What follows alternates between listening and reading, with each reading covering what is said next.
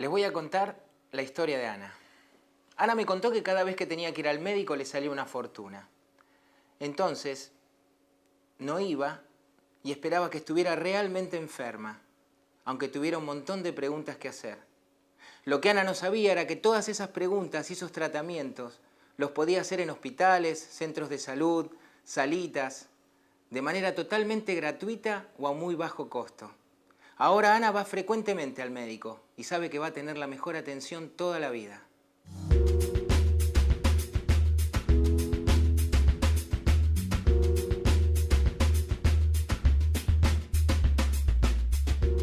Vos tenés derecho a que te atiendan durante toda tu vida con la mejor calidad, en forma gratuita o muy económica. No te olvides, acércate, no estás sola.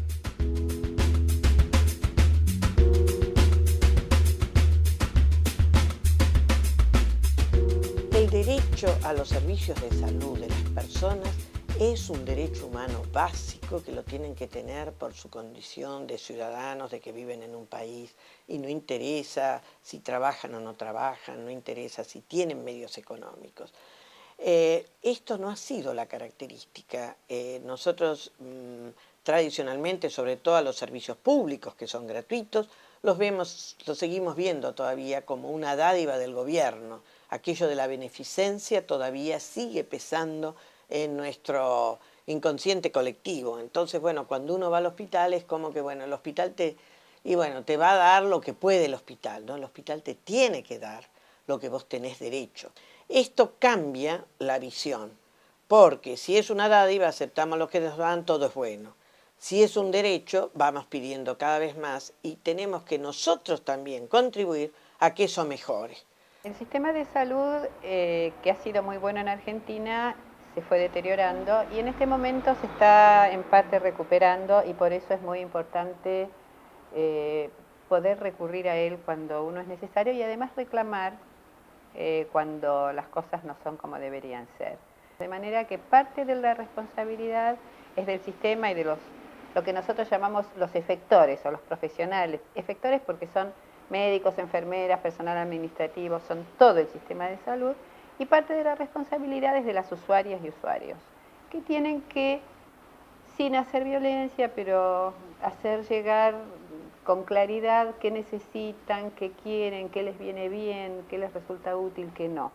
Y esto es muy importante que se acostumbren a transmitirlo. Muchas mujeres tienen como cierta timidez y se sienten muy agradecidas de recibir la atención y entonces tienden a no decir o a no pedir o a no solicitar. No hay necesidad de hacer un escándalo, pero con que se haga llegar las necesidades y las perspectivas es importante. La no atención de los adolescentes cuando se trata de HIV, de derechos reproductivos, provisión de anticonceptivos, en realidad es altamente discriminatoria, porque a nivel privado los médicos no piden documento de identidad, ni en las farmacias cuando venden los elementos durante años jamás le han pedido un documento de identidad. Quiere decir que quienes sufrían la carencia de estos elementos eran aquellos sectores de la población que no tenían medios económicos para solventarlo. La otra vez vino a mi consultorio Estela y me contó que tenía un montón de preguntas sobre sexualidad, maneras de cuidarse, maternidad, atención médica. Me di cuenta que el tema pasaba porque a Estela le daba vergüenza hacer esas preguntas que parecen obvias, pero todos tenemos derecho a conocer nuestro cuerpo, las maneras de llevar adelante una relación, de ser madre o no. La salud sexual es fundamental para la salud mental. Le dije a Estela que no tenga miedo de preguntar, que todas sus preguntas son importantes y van a ser escuchadas.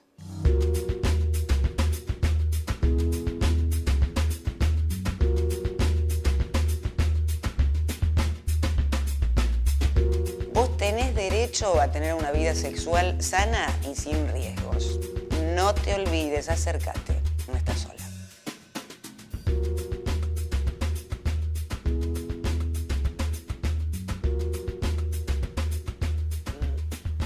En general, el ejercicio de la sexualidad, digamos, y sobre todo la de la genitalidad, es decir, de tener relaciones sexuales, no ha sido visto desde tampoco un derecho, y las mujeres en general tenemos este problema de la dependencia. Nuestra socialización nos lleva, el estereotipo de género, a que nosotros tenemos que siempre estar pensando en el otro y no tener nuestra propia autonomía. Esto nos lleva entonces a que la educación desde el comienzo para chicas y chicos tiene que estar hablando de esta necesidad que ambos tenemos que tener derecho al placer, derecho a saber lo que queremos, a cuidar nuestra salud. Y la salud no estoy solamente hablando de las enfermedades de transmisión sexual ni los problemas de embarazo, sino también estoy hablando de la salud mental en lo que tiene que ver con el derecho al placer. Entonces, una persona que tiene, o una chica joven que tiene su primera experiencia de relación sexual en el marco de un abuso o de alguien que la fuerza a tenerlo, no va a ser nada placentero y luego le va a dejar un problema muy fuerte para poder después, en futuro, tener una vida de relación sexual placentera. Estos son los aspectos que me parece que tenemos que empezar a hablar, que tiene que empezar con la educación sexual en las escuelas, pero que también los servicios de salud lo tienen que tomar, y otros ámbitos de las prestaciones que da el gobierno o los gobiernos, para empezar a contribuir a que la gente y las mujeres sobre todo tengan conocimiento de esto como un derecho y empiecen a controlar esto. Todos los seres humanos, así como tienen derecho a la libertad, también tienen un derecho humano básico, esencial, un derecho personalísimo, intransferible, que es el derecho a su salud reproductiva. No se ha hablado antes de la salud sexual y reproductiva por las mismas razones que culturales, sociales, políticas, que han constituido todo lo que hace a los ámbitos de las relaciones intersexuales un ámbito de lo prohibido, de lo penado, de lo oculto. Por suerte, en estas últimas décadas, es como que las personas hemos recuperado un ámbito en el cual podemos hablar, cambiar ideas y considerar, como dije antes, un derecho humano básico, el derecho a las relaciones sexuales, a la salud sexual, y a también decidir cuándo, cómo y qué queremos hacer con esta posibilidad de procreación que tenemos los seres humanos. Victoria vino a verme la semana pasada. La revisé, pero noté que había algo que ella no se animaba a preguntarme. Finalmente se animó. Quería saber por qué tenía esos dolores en los pechos. Le dije que hay un montón de pacientes que tienen esas dudas. Y también le comenté que la mayoría de las enfermedades que afectan a las mujeres no se manifiestan con dolores y tampoco con síntomas. Entonces le recomendé que una vez al año, por lo menos, vaya a ver a su ginecólogo y se haga un control. Ayer volvió a venir Victoria. Y la verdad es que la encontré mucho más tranquila.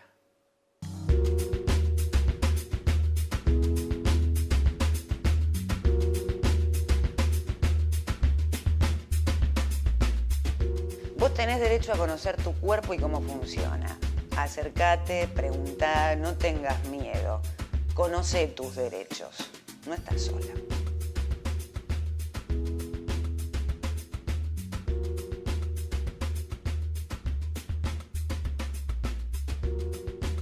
Ha sido tanto el rechazo a hablar de estos temas que una de las características es que nosotros encontramos mujeres grandes, incluso que han tenido hijos o no, que cuando en los talleres empezamos a hablar de estos temas, surge esto: muchas no conocen su propio cuerpo. El área genital es un área de nadie, digamos, porque a diferencia de los hombres, las mujeres tenemos toda la parte genital más interna. Entonces, por ejemplo, las mujeres no saben muy bien esto de que tenemos 3 orificios, que hacemos pipí por uno, que hacemos nuestra materia fecal por otro, y que en cambio los hijos y la menstruación sale por otro orificio, que parece todo lo mismo, pero que está todo separado. Y que en esta separación de nuestro cuerpo uno tiene que cuidarse, uno que tiene que saber cómo higienizarse. Este cuidado del cuerpo es lo que nosotros queremos que empiece desde la educación sexual en las escuelas con los chicos, porque los chicos y las chicas tienen que aprender a cuidarse esto. Y luego tiene que seguir también en lo que tienen que saber las mujeres. Entonces, bueno, estas cosas hay que hablar, estas cosas deben de ser dichas, y este es un derecho del cuidado al cuerpo que tenemos desde que nacemos hasta que nos morimos, aunque tengamos o no relaciones genitales. Lo ideal es que la mujer concurra por lo menos 2 veces en el año a la consulta médica y hacerle los controles citológicos de Papá Nicolau una vez al año.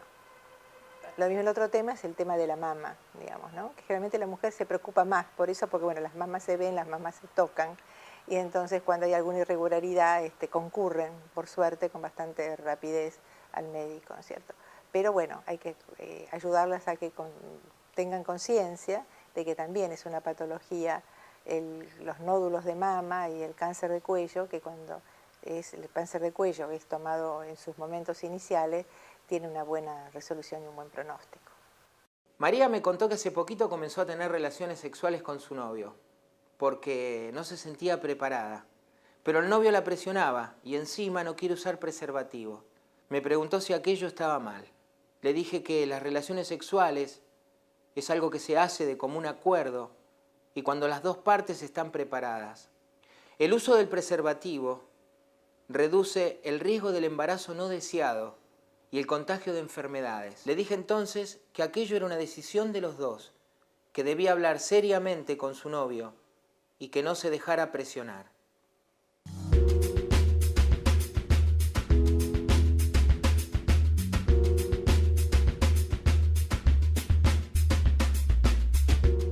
Vos tenés derecho a que tu sexualidad sea segura.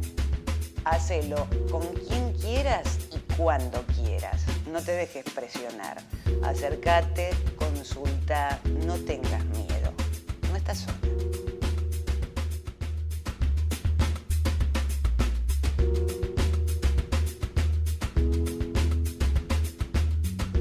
La integridad corporal significa que no tenemos que permitir que otros abusen o tengan acciones nocivas sobre nuestro cuerpo. Y esto enmarca en algo muy habitual ahora, como es los abusos sexuales, que aunque no lleguen a ser violaciones, que padecen tanto mujeres como chicos y chicas muy habitualmente, es decir, el que a uno le toquen determinadas áreas corporales, sobre todo los genitales, estimulándolo para satisfacción de otros y para algo que no es lo que uno quiere, o inclusive a veces lo que tiene que ver ya con lesiones, es decir, bueno, si a una niña pequeña le tocan la zona vaginal, rompen el himen, puede haber sangrados, puede haber fisuritas cuando son muy chicas y a veces no tan chicas. Entonces, esto que es algo que parece muy inocente debe ser enseñado a las personas como un derecho desde chiquitas y también explicarles cómo tienen que entenderlo, que no es normal, aunque esto lo practiquen o se lo hagan personas de su propia familia o muy afectivamente ligadas a ellas. El primer paso, obviamente, es tomar conciencia, pero tomar conciencia en las tripas, ¿no? Uno dice, yo tengo derecho, pero a veces lo repite y le suena como ajeno, no llega a hacerlo carne. Entonces el primer paso es hacer carne que uno es una persona igual que todas las demás, como dice la Declaración Universal de Derechos Humanos, y que tiene los mismos derechos. Todas las personas tienen la misma dignidad y derechos. Entonces lo primero que hay que hacer es tener claro que uno tiene derechos y lo segundo es, cuando uno ya los tiene hecho carne, es transitar por la vida como una ciudadana plena o un ciudadano pleno. Y cuando esto uno lo tiene claro, empieza a no tolerar malos tratos, no solo del sistema de salud, sino en general de cualquier instancia pública o privada. Y otro tema también importante es que las chicas jóvenes, sobre todo, no siempre alcanzan a negociar el uso de preservativo con su partener, su compañero sexual de ese momento, que a veces no es una relación estable, sobre todo en la adolescencia. No son capaces de decir, mira, si no te cuidas, si no te pones preservativo, yo me levanto y me voy, aunque estén desnudas en la cama. Que esto debería ser una actitud que las chicas deberían ensayar frente al espejo hasta hasta que les salga natural, se lo puedan decir en cualquier momento a cualquier varón que no quiera ponérselo. De todas las maneras, los varones jóvenes tienen menos resistencia, los varones de 40 y más tienen más dificultades, pero creemos que podemos ir avanzando en esto porque sabemos que en la juventud el uso de preservativo es una condición absolutamente ineludible por el embarazo, pero también por las transmisiones de las infecciones de transmisión sexual y porque se sabe que algunas mujeres pueden tener mucha sensibilidad a el depósito de semen de distintos varones, si tienen varias parejas, cosa que pasa en la adolescencia y es normal, puede irritar el cuello de útero y esto puede generarles también algún tipo de enfermedad. Entonces es importante siempre, ellas lo tienen que tener muy claro y tienen que poderlo negociar con los varones que tienen que usar preservativo. El otro día vino a verme Luciana y me contó que le habían echado de su trabajo. Al principio no quiso contarme por qué, pero finalmente lo hizo. Se habían enterado de que su pareja era una mujer. Parece por desgracia que todavía esos actos de discriminación siguen ocurriendo. Le dije que ella tenía derechos y que no tenía que sentirse culpable por nada que tuviera que ver con su vida privada. Le comenté también que hay muchos lugares donde pueden ayudarla, no solamente en lo que tiene que ver con la discriminación, sino también en sentirse plena con sus decisiones y en disfrutar de su vida privada con toda felicidad.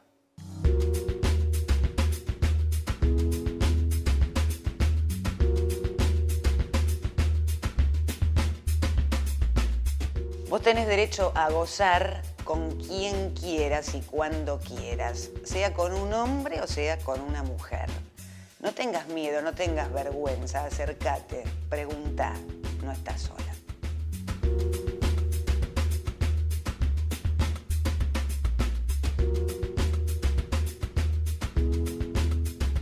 Bueno, nosotros hemos tenido tantas restricciones a hablar de estos temas de sexualidad, del cuerpo, de las opciones sexuales, que, vemos ahora una serie de opciones sexuales, como es, por ejemplo, los travestis o las travestis, o vemos personas que tienen sexo con la misma persona, y de repente no estamos acostumbrados a pensar que esto es algo posible. Es tan fuerte esta ligazón de la asociación de sexualidad con heterosexualidad, es decir, con que uno solamente tiene que tener relaciones sexuales, sean o no genitales, porque también son otras demostraciones de afecto, solamente con las personas de distinto sexo, que entonces hay una homofobia terrible, hay una resistencia muy grande y esto es uno de los temas que deben de ser hablados con las personas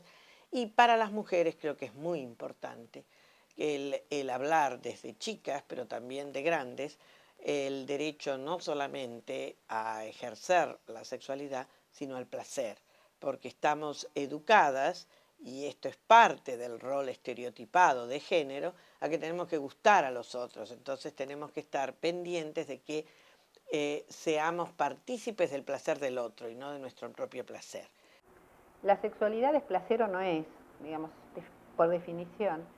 Entonces algunas, sobre todo mujeres más que varones, pero también varones que tienen algún problema para sentirse plenas, no saben dónde ni cómo pedir ayuda o asesoramiento para pasarla mejor. La verdad es que una relación sexual debe ser algo placentero, lindo, que acerque a las dos personas que están en juego, sean varón o mujer, o dos mujeres o dos varones, donde deberían sentirse más cerca, que sea un completamiento de una relación que puede ser estable o no, pero igual en todos casos tendría que haber respeto por la otra persona, cuidado, una relación donde sean dos personas, no un objeto, donde una sea un objeto, donde sea un objeto descartable. Todas estas cosas que son como más sutiles, muchas mujeres no llegan a darse cuenta de que se sienten mal y no llegan a sentir que podrían pedir asesoramiento. Nos ha ayudado mucho en esta lucha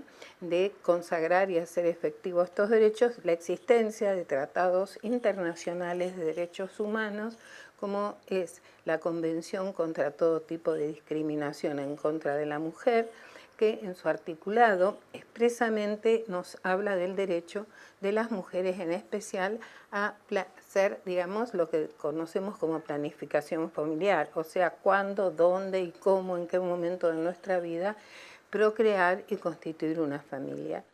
Mariana tiene 35 años y 3 hijos. El otro día se acercó a mi consultorio para contarme que tenía ganas de retomar los estudios y que por el momento no quería tener más hijos, pero que eso le daba vergüenza sentirse así. Yo le dije que no tenía por qué sentir vergüenza, que la maternidad es voluntaria, es un acto de amor, no una obligación.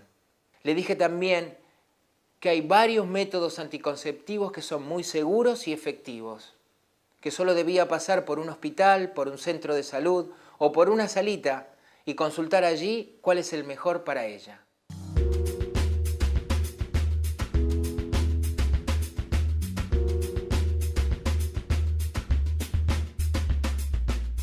Vos tenés derecho a ser madre cuando quieras, no te dejes presionar. Podés tener 1, 10 o no tener ninguno.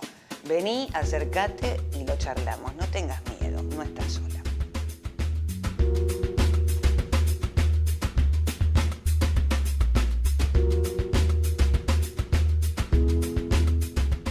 El tema de la maternidad, paternidad, porque esto es para hombres y para mujeres, sin embargo siempre es más en las mujeres porque parece que en nuestra cultura y en nuestros valores somos las mujeres las responsables de la maternidad y de estas decisiones, cuando no es así, porque los hombres se meten mucho y por eso vemos muchas dificultades a veces para las mujeres, para la consulta a los servicios de salud sexual y reproductiva, porque es como que tienen que tener la autorización del compañero o del esposo o bueno, de algún varón con lo cual ellas están vinculadas y no siempre, digamos, en una relación libre. Hay una idea de cuántos hijos quiere tener uno a futuro. Sin embargo, esto generalmente no está vinculado a los hijos que se tienen, porque los hijos que se tienen no es algo en lo cual las mujeres estén decidiéndolo. Lo tienen como una mira, pero lamentablemente, o porque no tienen acceso a información, o porque no tienen acceso a métodos para poder tener los hijos en el momento y cuando se quiere, y porque sobre todo no tienen acceso a los derechos que tienen frente a poder decir con qué compañero sí o no, cuándo y cómo, entonces son subordinadas todavía a las decisiones también de los varones, y entonces tienen, bueno, los hijos que no pudieron evitar, que no supieron cómo hacerlo y que la verdad es uno de los problemas más grandes por los cuales era tan importante esta ley de salud sexual y reproductiva. Hasta hace, ¿qué te diría?, 20 años, la salud sexual y reproductiva, o 30, era vista como parte de la salud materno-infantil. Estaba muy pegada a la salud de la mujer, a su rol de madre.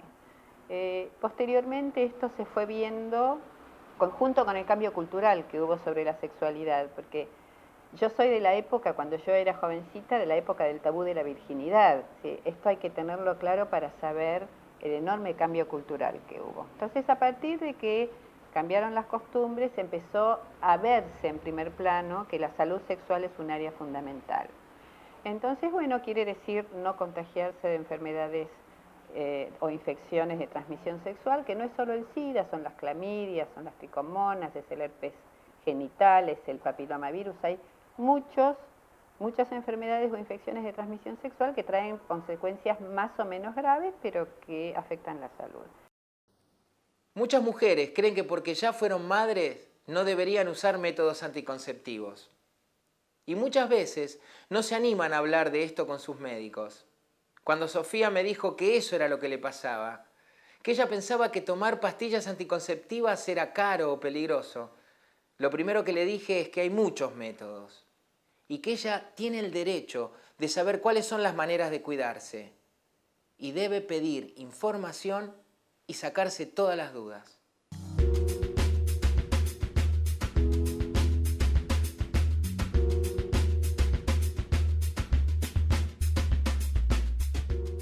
Vos tenés derecho a que te informen sobre métodos anticonceptivos.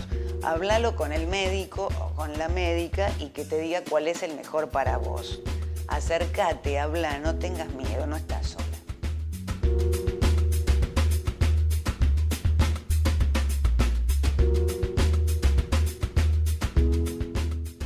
La ignorancia de estos temas, e incluso en los propios profesionales, hombres o mujeres de la salud, que muchas veces, bueno, esto no era un tema que se estudiaba en la facultad, no era un tema que se veía en la organización de los servicios, la gente no tiene por qué nacer sabiendo algunas cosas, aunque sean profesionales, y nos llevó a esta situación de estos desconocimientos y estas dificultades.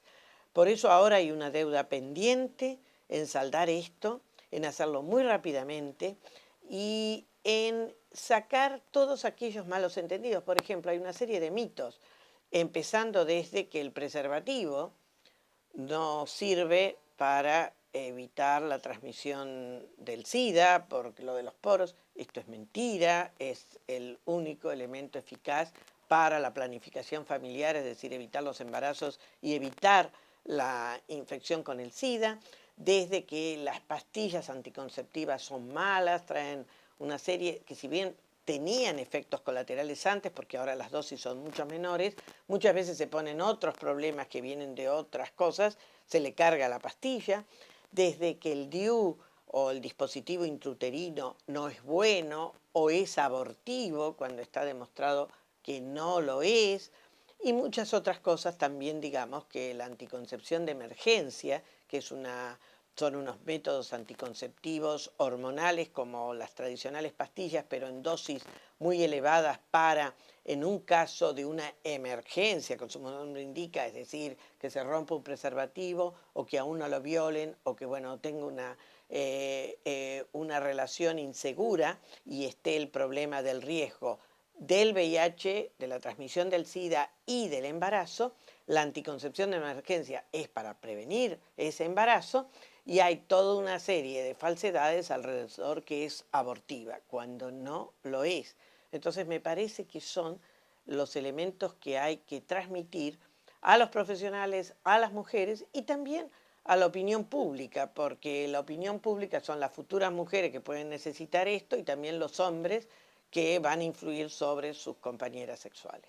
Parte de estos derechos incluyen decidir si tener hijos o no. Y esto es un cambio, aunque parezca obvio decirlo así, es un cambio importante también de los últimos 30 años o 50, en que la mujer solo era mujer si era madre. En este momento está mucho más hecho carne en la cultura que una mujer puede ser igualmente mujer, aunque decida no tener hijos, si bien todavía no está del todo, pero digamos que se puede admitir, a veces con alguna cosa que una mujer pueda decir yo no quiero ser madre y soy mujer igual. Lo mismo un varón, por supuesto decidir cuántos hijos tener, cuándo, con qué intervalo entre ellos, porque esto afecta a un derecho personalísimo que es el proyecto de vida.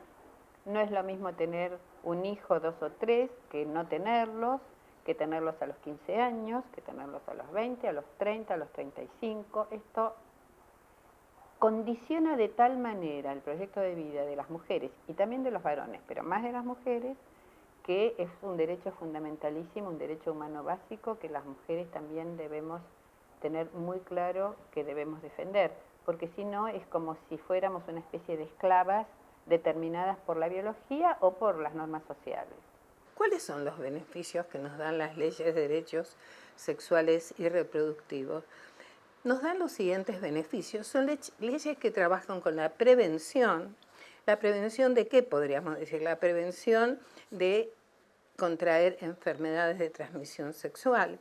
La prevención que hace a el embarazo no querido, el embarazo adolescente. O sea, son elementos sumamente importantes. Estas leyes no imponen, por otro lado, y eso es fundamental, ninguna conducta. Son servicios, son leyes que ponen al servicio de la población sus prestaciones. Alejandra se acaba de enterar que está embarazada. No saben la cara de miedo con la que me vino a visitar el otro día. Yo le dije que no tenía que ser así, que ser madre es hermoso y que lo tiene que vivir de la mejor manera. Pero en realidad El temor de Alejandra era el no contar con los medios necesarios para conseguir una buena atención médica. Lo que no sabía Alejandra era que en hospitales, centros de salud y salitas va a recibir la mejor atención en todas las etapas del embarazo y el parto. Les digo la verdad, a Alejandra le volvió la sonrisa.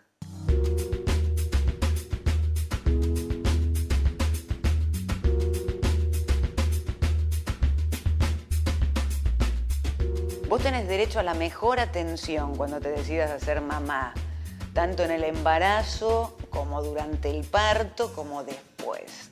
Así que acércate, preguntá, no tengas miedo, no estás sola.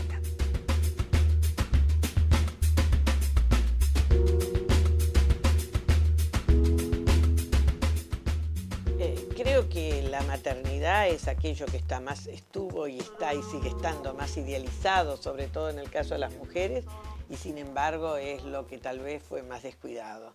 Es decir, los servicios de salud para la atención tanto del embarazo como del parto y después del posparto, pero sobre todo el parto, que es un momento tan importante, bueno, fueron servicios que muchas veces fueron las cenicientas de los servicios de salud, es decir, bueno, todos los recursos van a aquellas cosas nuevas, sofisticadas, como pueden ser las grandes cirugías cardiovasculares y demás, que son importantes, pero que llevaron muchas veces a que los partos quedaran entonces esos servicios como, bueno, los últimos.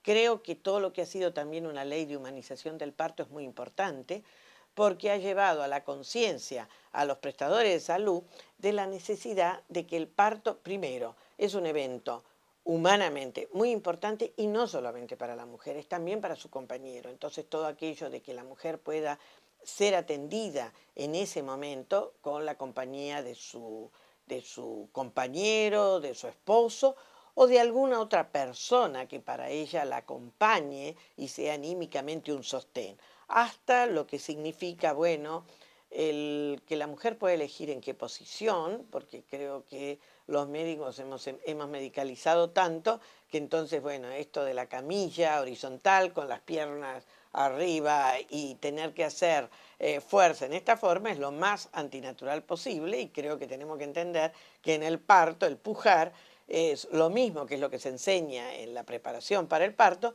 es lo mismo que mover el intestino. Entonces son posiciones anormales. Uno cuando experimenta que le ponen una chata se da la dificultad que es mover el intestino en esas circunstancias. Bueno, nosotros estamos queriendo que las mujeres faciliten el parto con una posición que es cómoda para los médicos, pero no es cómoda para la propia mujer, que es la que tiene que ayudar a esto. Entonces, bueno, aquí nadie ha pensado en esto, nadie le ponía atención a esto, y me parece que haber llamado la atención sobre esto es importante y es algo que tenemos que seguir hablando de esto con las mujeres, porque si no, la verdad que aceptamos lo que le conviene a otro y no lo que nos conviene a nosotros. Por otro lado, las mujeres podrían ir más también a los servicios que se llaman habitualmente de psicopatología, no es un lindo nombre, pero digamos, a pedir, a hablar de esto con un psicólogo, con una psicóloga, algunas entrevistas, 2, 3, 5, 10, hasta que puedan ir entendiendo cómo se posicionan ellas con la sexualidad, con su cuerpo, con las otras personas, y puedan ir avanzando hacia una sexualidad plena, porque uno no nace con esto, se aprende.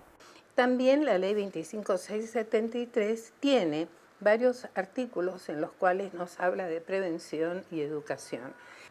¿Por qué digo que es importante hablar en este momento de la ley 25673, que es una ley nacional? Porque esta ley, que tiene en su articulado la posibilidad de que las provincias adhieran a ella, justamente esta posibilidad ha sido asumida por la provincia de Santa Cruz, que en el año 2003 sancionó la ley 2656, que adhiere a la ley 25673 de creación del Programa Nacional de Salud y Procreación Responsable, y adhiere también a su decreto reglamentario. Fernanda me vino a ver el otro día y me dijo que por ahora no quería tener un bebé. Prefería terminar de estudiar, estar un poco mejor en el trabajo, pero Pedro, su marido, no quería ni que ella tomara pastillas ni cuidarse él. Le dije que eso lo tenían que arreglar entre los dos. Pero si no resultaba, Pedro podía acercarse al hospital y tener una charla con un profesional. Fernanda me prometió que lo iba a hablar con su marido. Fue una grata sorpresa para mí enterarme que a la semana siguiente Pedro vino al hospital.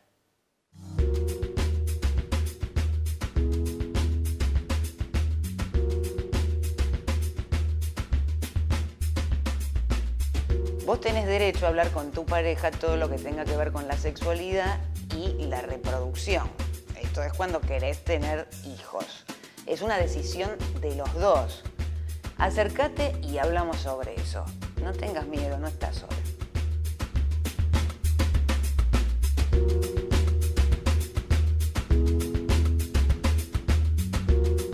El hablar de los temas de sexualidad, si no estaba permitido en otros campos, menos que menos en las parejas. Y sobre todo, yo creo que hay una cosa cultural muy fuerte que es la que estamos queriendo vencer y que creo que la educación sexual lo va a hacer en las escuelas, la educación formal, pero también la informal que se da en los servicios de salud y en otros ámbitos, digamos, comunitarios, es importante porque entonces nosotros estamos saliendo de esto de que en la decisión de la maternidad y de lo sexual, el hombre es el que tiene que llevar la delantera. Nosotros no podemos decir si queremos o no, si nos gusta o no, si no nos gusta, si cómo, cuándo, con quién y por qué.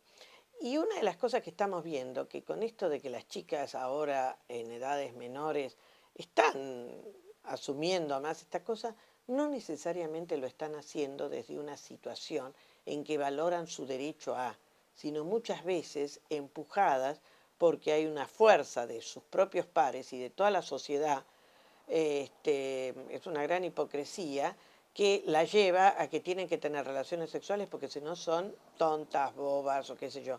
Pero no se les dan los elementos, como una amiga mexicana dijo hace poco en un foro virtual que tuvimos, las mandamos a las guerras armadas. Pero lo que es importante es que la mujer tenga la posibilidad de ser escuchada y de poder elegir, porque la salud es un derecho y hay que ejercerlo desde las acciones cotidianas. Chicas, ahora les hablo a las jóvenes, pidan asesoramiento, no tengan vergüenza, vayan a psicólogos, a médicas ginecólogas amigables, a psicólogas y psicólogos también amigables y abiertos, pregunten todo lo que quieran y siéntanse que es una cosa que tienen que ir aprendiendo y usándola para un desarrollo lo más amplio y lo más armónico en sus vidas y que puedan tener a la sexualidad como un resorte lindo en sus vidas y no como un riesgo, como fue para nuestras madres, ¿no? Como un riesgo, como una amenaza, como una obligación, como una historia que era dura. Esto cambió y ahora ellas tienen muchísimas más oportunidades que las usen. Este sería el mensaje.